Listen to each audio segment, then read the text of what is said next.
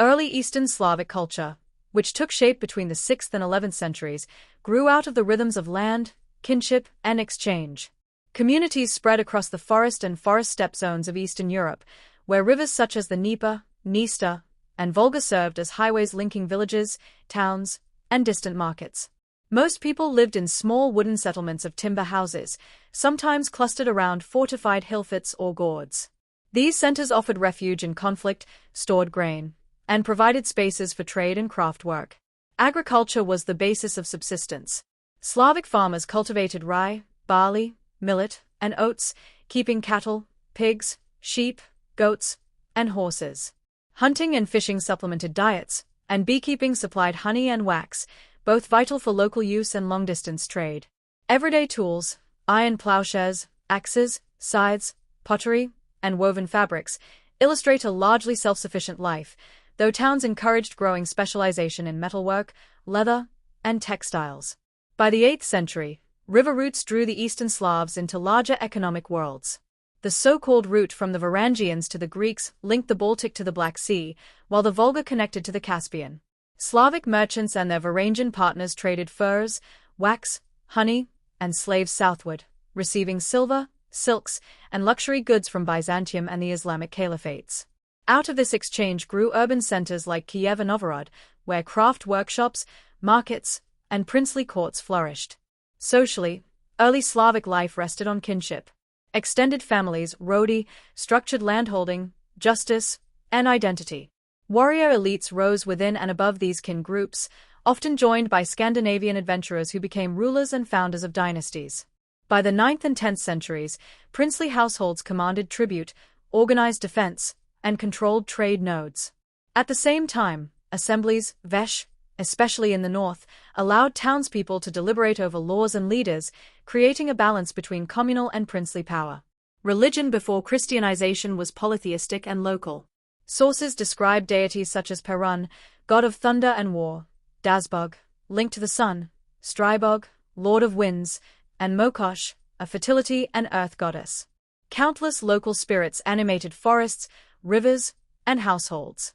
Rituals marked agricultural cycles, births, marriages, and deaths, and offerings were made at groves, springs, and wooden idols. Burial customs varied. Cremation and inhumation both appear, with grave goods reflecting status and beliefs in an afterlife. The turning point came under Prince Vladimir of Kiev. After briefly attempting to centralize pagan worship, he converted to Christianity in 988 and ordered the baptism of Kiev's inhabitants. The new faith connected Rus with Byzantium, introduced literacy through Church Slavonic, and reshaped law, art, and ideology. Pagan practices did not vanish overnight. Many blended into Christian calendars and rituals, creating a layered spiritual culture. Material culture reveals a people skilled in woodwork, pottery, textiles, and metalcraft. Houses and churches were built of timber, often with carved ornament. Pottery bore geometric patterns, textiles displayed embroidery, and jewelry showed interlace and solar motifs. Imported objects demonstrate wide connections, but everyday items also carried symbolic meanings of fertility, protection, or status. Gender roles divided labor yet complemented each other. Men plowed, fought, and traded. Women managed households, produced textiles, and took part in fertility and life cycle rituals. In elite families, women could wield political influence through marriage diplomacy and patronage. Archaeological finds of spindle whorls and jewelry in women's graves underscore their central place in both economy and culture. Eastern Slavic lands were never isolated.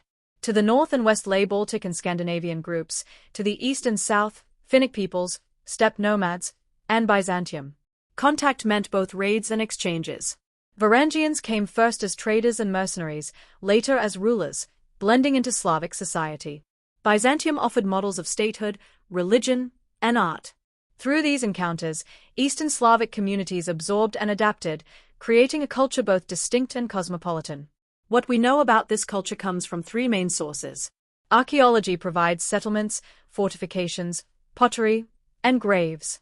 Written texts, above all the primary chronicle, compiled in the 12th century, add narrative, though with elite and religious biases. Linguistic and folkloric evidence preserves echoes of older traditions in place names, songs, and seasonal customs. Each type of evidence is partial, Yet together they build a rich picture. The result is a culture at once rooted in village life and open to broader worlds.